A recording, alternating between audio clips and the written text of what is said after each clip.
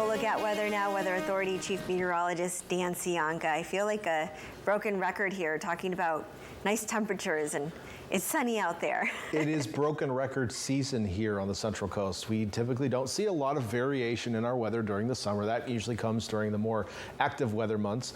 I did want to show you, though, I mentioned that my weather system wasn't showing any clouds over the Monterey Peninsula, but this is just a website that samples some of the high-resolution satellite data that I wanted to show you. So there you go. There's the Monterey Peninsula. You can see a few low clouds in this loop of the last hour.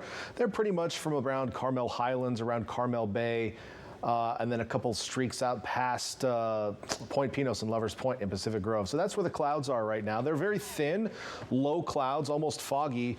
And it's a kind of an interesting situation, which I'm going to talk about in a moment, where we have a couple of different inversions going on. So our marine layer and another smaller, well, actually two separate little layers of marine layer to talk about. I want to first show you the bigger picture, though. High pressure off to our east. This is sitting over the Colorado Plateau. Monsoonal thunderstorms developing once again. Lots of lightning across the desert southwest up in the Great Basin and into the northern Rockies. We're still in that dry slot, and even though the area of low pressure that's been sitting offshore is continuing to move off to the north and away from us, weak troughing is going to linger here on the west coast for the next several days. It's going to be fighting against this monsoonal high as we head into the weekend.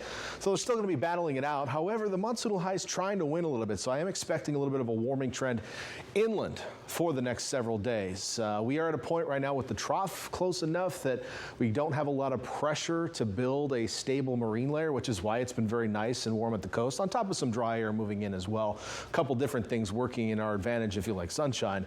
But because this ridge is building and strengthening, and it's actually going to split into two out of the weekend, we'll see another ridge develop here across the Pacific Northwest into early next week. Right in here, and it's going to bring a lot of heat from Northern California up into places like Seattle next week. The overall arching thing here is that we're going to be seeing some heat in the west, strong high pressure. That's going to put the squish on the marine layer and stabilize it and probably bring cooler, cloudier weather to the coast while our inland areas heat up. So that's what I'm expecting over the next couple days. Now, we talk about these marine layers. I want to show you something that I look at daily to help me decide how deep the marine layer is. This is a graph produced by what's called the Fort Ord Profiler, and it's a piece of technology somewhere on the grounds of Fort Ord that basically sends a laser up into the sky that's able to detect the density of the atmosphere, and it calculates a virtual temperature. So here's how to read this chart. We're not going to get too deep into it. I know you're trying to eat your dinner.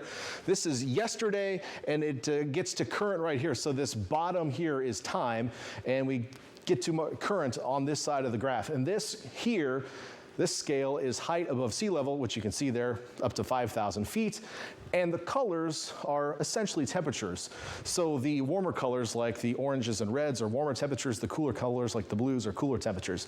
So what we're looking at here is warm to cool, and then cool to warm. So right here, where it gets cool to warm, that is an inversion in the atmosphere. This is a new low-level inversion that's developed here over the last couple of hours. We also have another inversion well up here. It's kind of off the chart.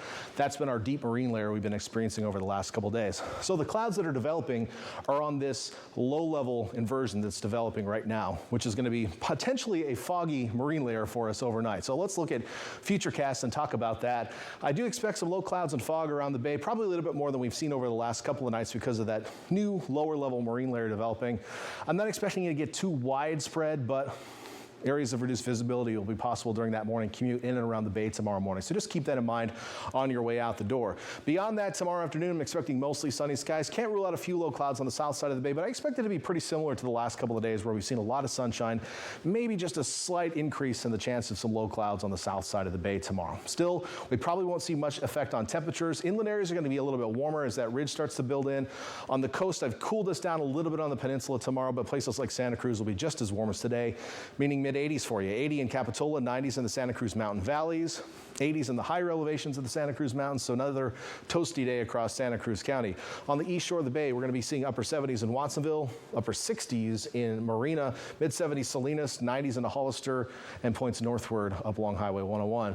As we head over to the Monterey Peninsula, we were in the low to mid-70s today in Monterey, so we're keeping it closer to 70, 68 in Pacific Grove. Again, a slight higher chance of a few low clouds out there. And then as we head into the Salinas Valley and point southward, we will see highs in the mid-80s in Carmel Valley, upper 70s in Gonzales, 80s for most of the Salinas Valley, And then into our far southern valleys and higher elevations, we will see highs in the triple digits. Let's look at the next 7 days.